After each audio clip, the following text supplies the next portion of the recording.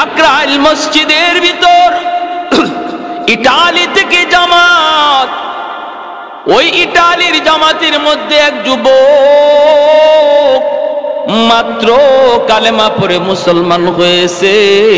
ওই খ্রিস্টান যুবক ছেলেটা একদিন কাকরাইল মসজিদে বয়ান করে আর চোখের পানি ঝরে ঝরে যুবক কান্দে। যুবক ডাক দিয়ে বলতেছে, ওরে দুনিয়ার মুসলমান, আমি আজ ইসলাম ধর্মের দাওয়াত পেয়েছি বিদায় মুসলমান হয়েছি, কিন্তু আমার আব্বা ইসলাম ধর্মের দাওয়াত পায় নাই, আমার আম্মা ইসলাম ধর্মের দাওয়াত পায় নাই, বিধায় তারা মুসলমান হতে পারে নাই। আমিও কেমনে মুসলমান হয়েছি। আমি একদিন রাস্তা দিয়ে যাইতেছিলাম, আমি তো দুনিয়ার একটু সুখ শান্তির জন্য, একটু শান্তির জন্য, একটু আরামের জন্য, মনের মধ্যে একটু প্রশান্তির জন্য, অপরাধ জগতের এমন কোনো অপরাধ নাই যেই অপরাধ আমি করি নাই, এমন কোনো গুনাহ নাই যেই গুনাহ আমি করি না। বলুন তো, গুনাহ করলে পড়ে অন্তরে শান্তি বাড়ে না অশান্তি বাড়ে? গুনার বদ আসর হলো একটা গুনাহ করার পর আরেকটা গুনাহ করানোর জন্য শয়তান আপনাকে উদ্বুদ্ধ করবে আর বলবে, তুই এই গুনাহটা করছু, আরেকটা গুনাহ তুই কর, অন্তরের ভিতরে শান্তি পাবি। একটা গুনাহ করার পর আরেকটা গুনাহ শয়তান তারে করায় অন্তরে শান্তি মিলার জন্য, কিন্তু না না, দ্বিতীয় গুনাহটা করার পর তার অশান্তি আগের চেয়ে ডাবল হয়ে যায়, আরেকটা গুনাহ করার পর আবার ডাবল হয়ে যায়। যতবার শান্তি পাওয়ার আশায়, অন্তরে শান্তি পাওয়ার আশায় গুনার কাজ করে বেড়ায়, ততবারই অশান্তি তার ডাবলের ডাবল বেড়ে যায়। যুবক ডাক দিয়ে বলতেছে, মুসলমান, ও আমার মুসলমান ভাইরা রে, আমি মাত্র মুসলমান হয়েছি, আমি কেমনে মুসলমান হলাম?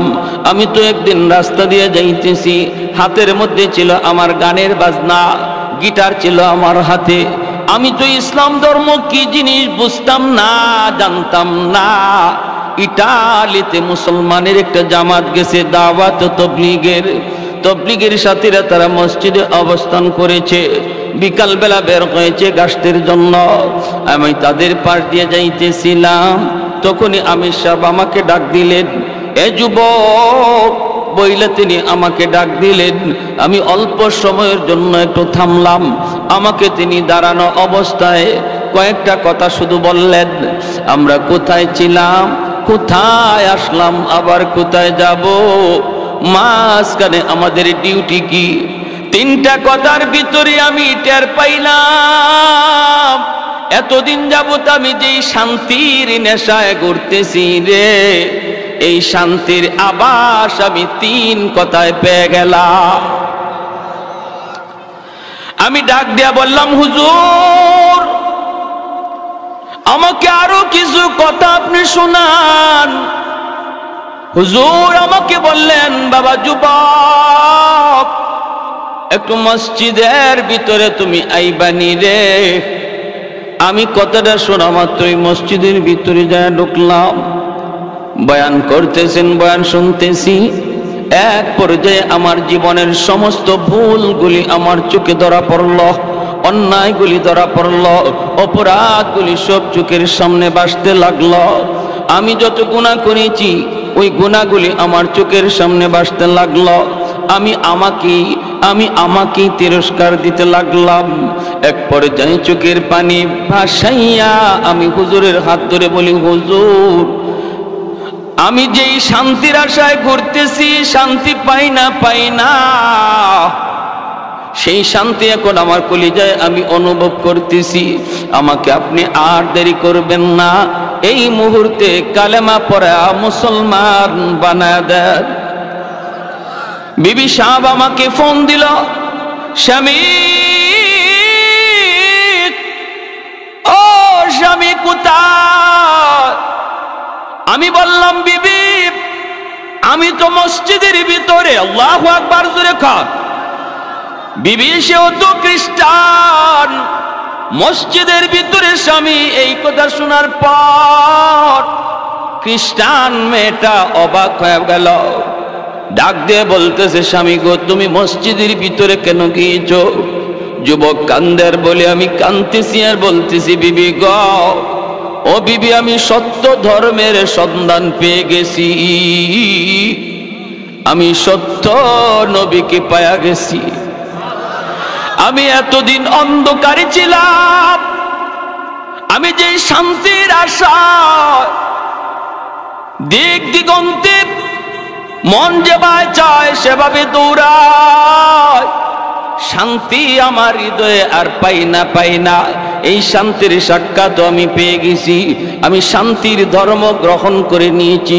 ঘর ধর্মের নাম হলো ইসলাম।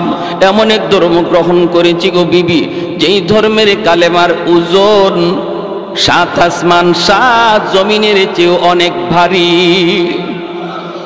বিবি সাহেব ডাক দিয়ে বলতেছে, স্বামী গো, ও স্বামী, তাহলে এখন আমি কি করব? স্বামী বলতেছে, বিবি গো, আমিও তোমাকে কালেমার দাওয়াত দিয়ে দিলাম। আমি মুসলমান হয়েছি, হইয়েই আমি তোমাকে সর্বপ্রথম ইসলামের দাওয়াত দিলাম। বিবি বলতেছে, স্বামী গো, আমি ইসলাম ধর্ম গ্রহণ করব, কোনো অসুবিধা নাই, বিন্দু পরিমাণ দেরি করব না। কিন্তু তুমি যে বলেছ ইসলাম ধর্ম, এই ধর্মের কালেমার ওজন 7 আসমান 7 জমিনের চেয়ে অনেক ভারী। এই কথাটা আমাকে একটু বুঝাইতে হবে, আমাকে তুমি এই কথাটা একটু বুঝাইতে হবে। বিবি ডাক দিয়ে কয়, আমি একটা দাড়ি পাল্লা হাজির করব, এই দাড়ি পাল্লার এক পাল্লার মধ্যে তুমি কালেমা কাগজে লিখে নিয়ে আসবা। এই কাগজে লিখা কালেমা এক পাল্লার মধ্যে রাখবো, আরেক পাল্লায় 7 আসমান 7 জমিন লাগবে না। আমাদেরকে আল্লাহ যে একটা সন্তান দিয়েছে, এই ছোট্ট মানিকটারে এক পাল্লায় রাখবো। যদি তোমার কালেমার পাল্লা ভারী হয়, আমি কথা দিলাম কালেমা পড়ে মুসলমান হয়ে যাব। আর একটু জোরে সুবহানাল্লাহ। যুবক আমির সাহেবের কাছে যাইয়া হাত জোর করে কয়, হুজুর, আমি তো সর্বপ্রথম কালেমার দাওয়াত আমার স্ত্রীকে দিয়েছি, আমার স্ত্রী সে কালেমা গ্রহণ করবে গো, কিন্তু শর্ত যা আরোপ করেছে, এই শর্তের ব্যাপারে আমি কিছু জানি না। হুজুর আপনারা বলেছেন, আমি আপনাদের জবানে শুনেছি, আমার নবীর হাদিস আপনি শুনাইছেন, হাদিসটাই আমি আমার স্ত্রীকে জানায় দিছি, কিন্তু আমার স্ত্রী তো শর্ত লাগায় দিল, সে কালেমা পড়ে মুসলমান হবে, কিন্তু দাড়ি পাল্লার মধ্যে ওজন দিবে। এক পাল্লায় নাকি কালেমার কাগজ, আর এক পাল্লায় আমাদের সন্তান রাখবে। হুজুর এখন আমি কি করব বলেন, পরামর্শ দেন। কাগজের মধ্যে আপনি কালেমা লিখে দেন, এই কাগজের টুকরা নিয়ে আমি বাড়ি যাব, দাড়ি পাল্লায় ওজন হবে। আমি সাহেব তখন চোখের পানি জড়ায় আল্লাহর কাছে হাত উঠে দিছেন। আমি সাহেব হাত উঠে কই, মালিক তোমার কালেমার ওজন কি পরিমাণ, এইটা তো আমরা বুঝি, ইমানদাররা বুঝি, কিন্তু অমুসলিম যারা তারা কেমন করে বুঝবে গো মালিক? হাসরের ময়দানে অমুসলিমরাও দেখবে কালেমার ওজন কি পরিমাণ। রুবামা ইয়াওয়াদুল্লাযীনা কাফারু লাউ কানু মুসলিমিন।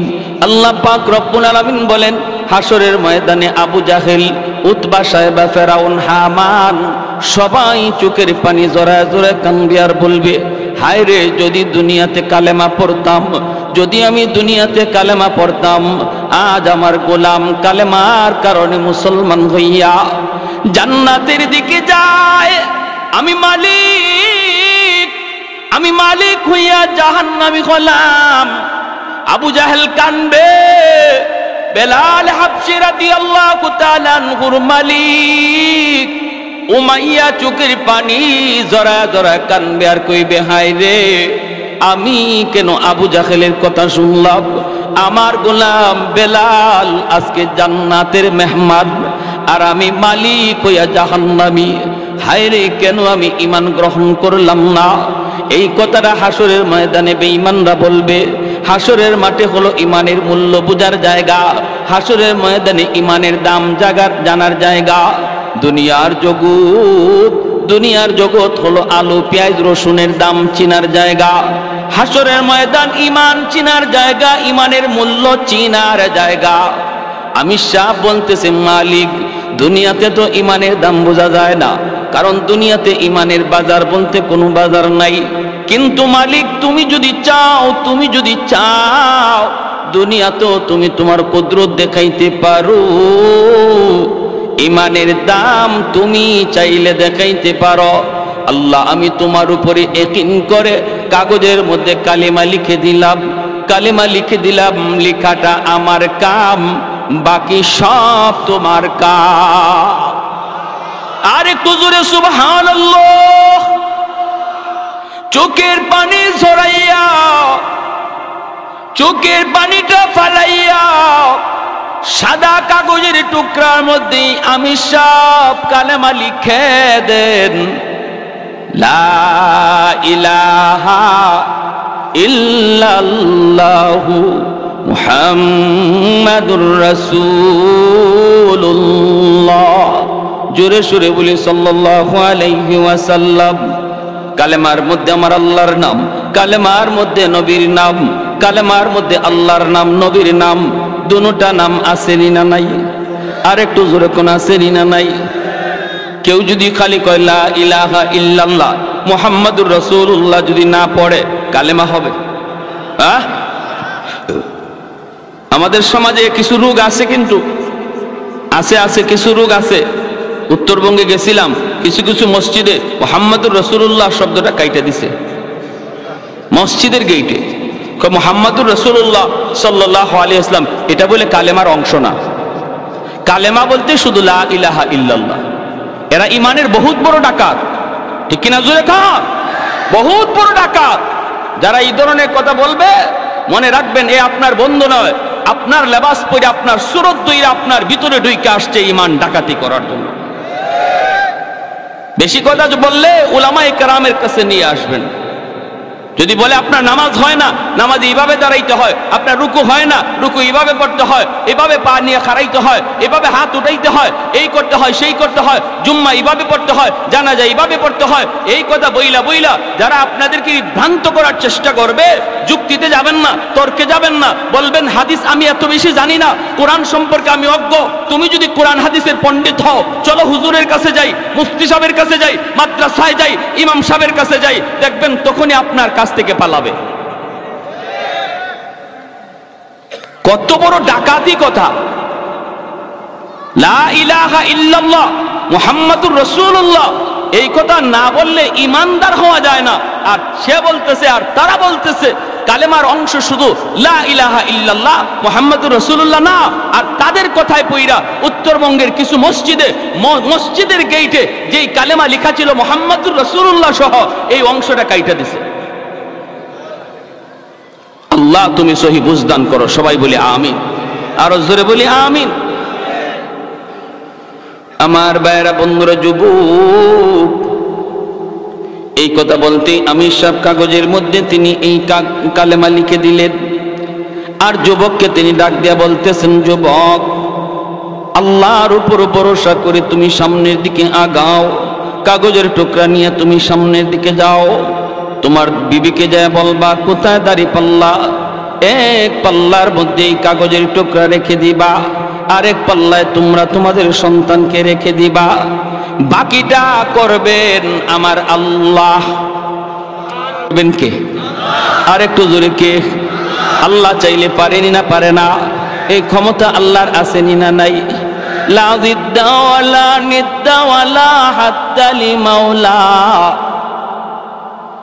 লা জিদ্দা ওয়ালা নিদ্দা ওয়ালা হাদ্দা লিমাওলা, আল আনা কামা কানা ওয়ালাম ইয়ালকা জাওয়ালা, আল আনা কামা কানা ওয়ালাম ইয়ালকা জাওয়ালা, লা মিসলা ওয়ালা সাওয়ারা মিসলাম ওয়া নাযীরা, মান ক্বালা সিওয়া যালিকা ক্বাদ ক্বালা মুহালা,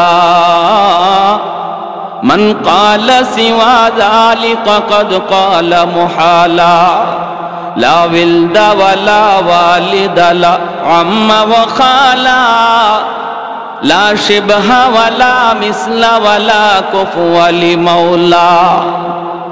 আল্লাহর বান্দা যুবক কাগজের টুকরা নিয়ে বাড়ির দিকে রওনা দিল। দিলটা নরম করে কথাগুলি শুনো রে আল্লাহর বান্দা। এরে যুবক, তোমার মতো একজন যুবকের ঘটনা বলতেছি। দেখো না কত যুবক যৌবনী কবরে চলে গেল, কত যুবক খেলার সাথে আজকে কবরে শুয়ে রইল, লেখাপড়ার সাথে আজকে কবরে চলে গেল।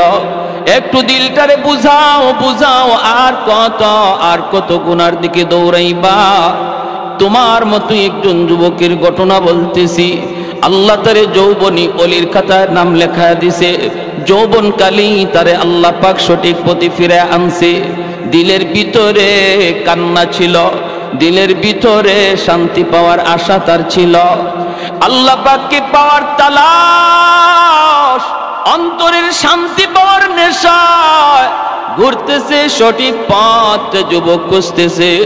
যুবক, তোমার অন্তরেও যদি আল্লাহ পাওয়ার ইচ্ছা জাগে, তোমার অন্তরেও যদি অন্তরে প্রশান্তি পাওয়ার জন্য ইরাদা থাকে, তুমিও যদি তালাশ করো, আল্লাহ তোমাকে পথ দেখায়া দিবে। ঠিক কিনা জোরে কর। কিন্তু অন্তরের ভিতরে এই তালাশ লাগবে, অন্তরের ভিতরে তলব লাগবে, তলব। অন্তরে যদি তলব থাকে আল্লাহ রাস্তা বের করা দেয়।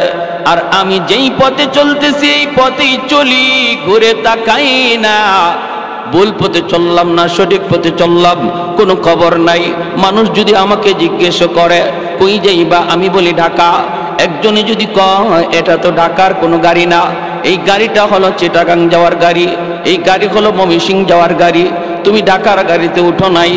যেই যুবক সত্যি সে ঢাকা যাওয়ার ইরাদা করে, গাড়ি থেকে নামবে, ঢাকার গাড়িতে যা উঠবে, গন্তব্যে পৌঁছে যাবে। আমাদের সবের বাড়ি হলো জান্নাত, জান্নাতের গাড়িতে উঠার জন্য সবাই চেষ্টা আছি রে ভাই। কিছু ভাইয়েরা জাহান্নামের গাড়িতে উঠে বসা রইছে। আমি আপনি যাই ডাক দিয়া বলতেছি, ভাই এটা জান্নাতে যাওয়ার গাড়ি না, এটা জাহান্নামের গাড়িতে ভুলে উঠে গেছ। কিছু আল্লাহর বান্দা কথাটা শোনার পর গাড়ি থেকে নামে, জান্নাতের গাড়িতে বসে জান্নাতে চলে যায়। আর কিছু মানুষ আছে এমন কয়, না আমি নামবো না, নামবো না, তোমার কথায় আমি নামবো না, আমি কম বুঝি না, আমি ভালো করে বুঝে শুনে গাড়িতে উঠছি, আমাকে বুঝানো লাগবে না। এই বইলে যদি সে গাড়িতে না নামে, গাড়িতেই বসা থাকে, বলুন তো তার ঢাকা যাওয়া হবে নি? আল্লাহর বান্দা ওই যুবক বাড়ির দিকে রওনা দেয়, চোখ দিয়ে দর দর করে পানি পড়ে। আর যুবক কান্দে আর কয়, মালিক আমি তো তোমাকে চিনছি, তোমার সত্য ধর্মের সন্ধানও পেয়েছি, নবীকেও চিনতে পেরেছি গো মালিক। কিন্তু আমি যাকে নিয়ে সংসার করব, আমার বিবি, তারও আমি জান্নাতি বানাইতে চাই, সে তো ভুল গাড়িতে উঠে বসা আছে। আল্লাহ আমি তারে বোঝানো মাত্রই সে যেন গাড়ি থেকে নামে, আমার মতো জান্নাতের গাড়িতে যেন উঠতে পারে। এই বইলা যুবক কান্না করে করে বাড়িতে রওনা দেয়। কাগজের মধ্যে আমার আল্লাহর নাম, কাগজের মধ্যে আমার আপনার নবীর নাম। এই কালেমার কাগজ নিয়ে বাড়ির দিকে যায়, চোখ দিয়া দর দর করে যুবকের পানি পড়ে। আল্লাহ পাকের কুদরতের খেলা শুরু হয়ে গেছে। আল্লাহ পাক কুদরত দেখায় না, দেখায় না, মাঝে মাঝে আল্লাহ দেখায়, ঠিক কিনা? বাড়ির কাছে যে ডাক দেয়, বিবি ও বিবি, কই তোমার দাড়ি পাল্লা, কোথায় আমাদের সন্তান?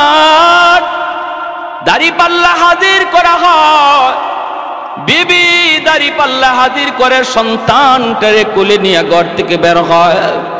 যুবকের চোখে পানি, ডাক দিয়ে বলতেছে, বিবি গো কই তোমার দাড়ি পাল্লা, কই? এই যে দাড়ি পাল্লা, বসাও এক পাল্লায় আমাদের সন্তান। বিবি সাহেব ডাক দিয়ে কয়, স্বামী গো কই তোমার কালেমার কাগজ? এত ছোট একটা কালেমার কাগজ পকেট থেকে বের কইরা। যুবক কই, এই কাগজের টুকরাটা আমি এক পাল্লায় রাখবো। বিবি মুস্কি মুস্কি হাসি আর কই, স্বামী গো তোমার মাথা বুঝি নষ্ট হয়ে গেল? একটা সাধারণ কাগজের টুকরা এক পাল্লায় থাকবে, আরেক পাল্লায় আমাদের সন্তান, কেমন করে তুমি পাল্লা টান দিতে বলো গো স্বামী। স্বামী তখন চোখের পানি জড়ায় কয়ে, বিবি গো, ও বিবি মনে রাখো, আমি কোনো জ্ঞানতেন ধর্ম গ্রহণ করি নাই, আমি যেই মালিকের ধর্ম গ্রহণ করেছি তিনি চাইলে সব সম্ভব হয়ে যায়। আমি কাগজের টুকরা এক পাল্লায় রাখলাম, আরেক পাল্লায় সন্তান বসাও। পাল্লা আমি টান দিব না, আমি টান দিব না, রশি দইরা পাল্লা তুমি নিজেই টান দাও। বিবি সাহেব নিজেই পাল্লা টান দেয়, টান দেয়, পাল্লা টান দেয়। যেই মাত্র পাল্লাটা টান দিয়ে উপরে উঠেছে, আল্লাহু আকবার, আল্লাহু আকবার, কালেমার কাগজের পাল্লা মাটিতেই বসা, উপরে উঠে না। আর বাচ্চার পাল্লাটা হালকা হইয়া উপরে উঠে যায়।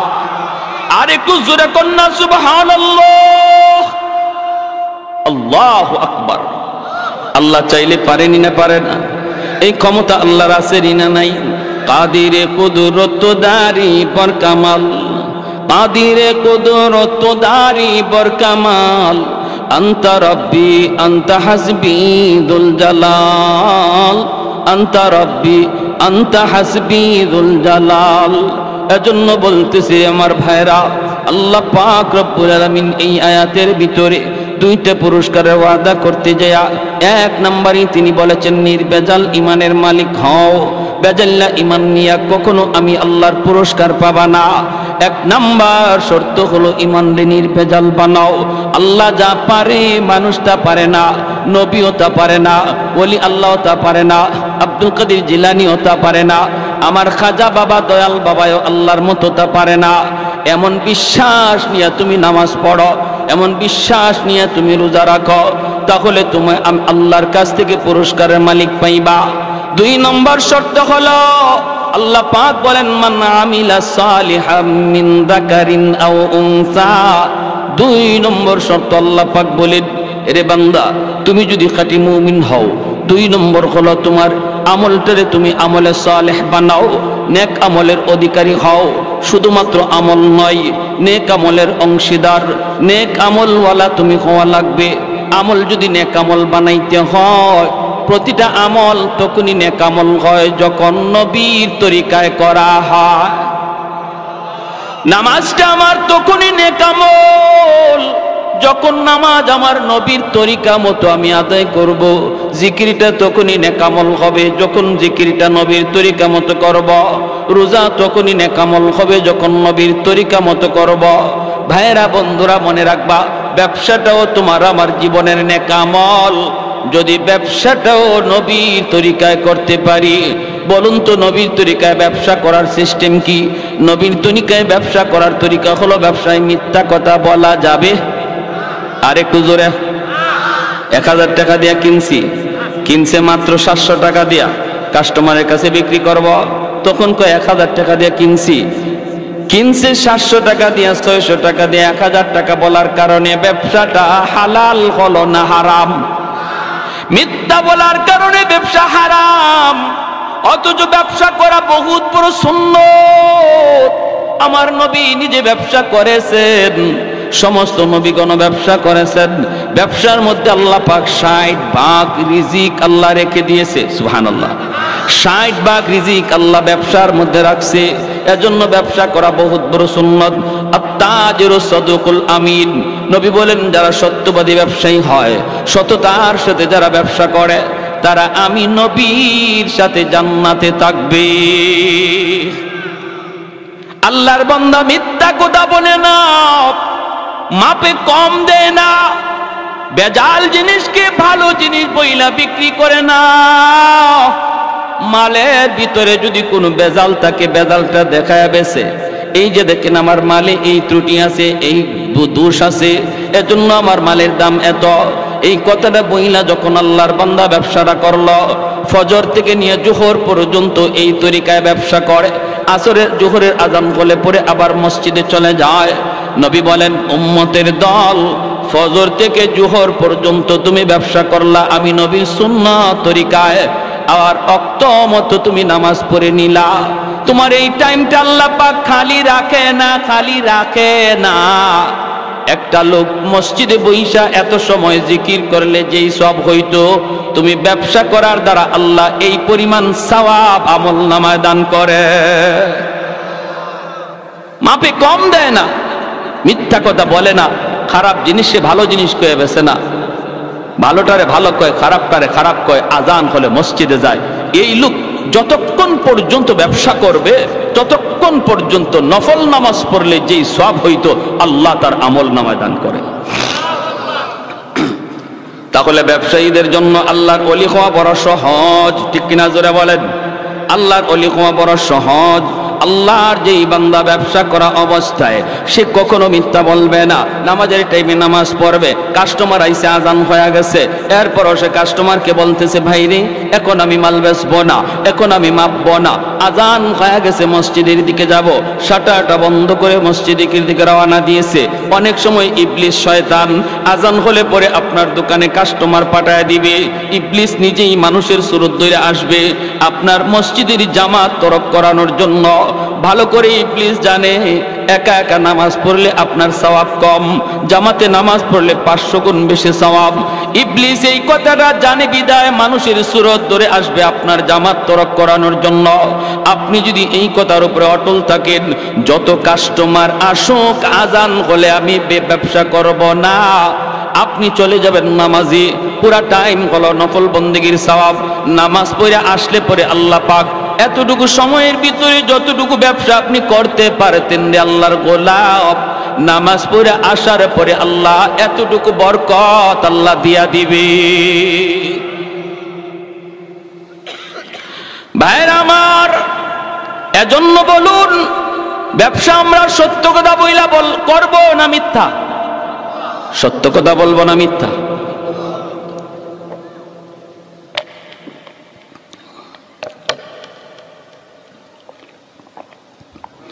দেখতেছি আমার ব্যবসায়ী ভাইদের উদ্যোগে প্রোগ্রাম, তাহলে ব্যবসার ব্যাপারে কিছু কথা বলা দরকার আছে নি না নাই?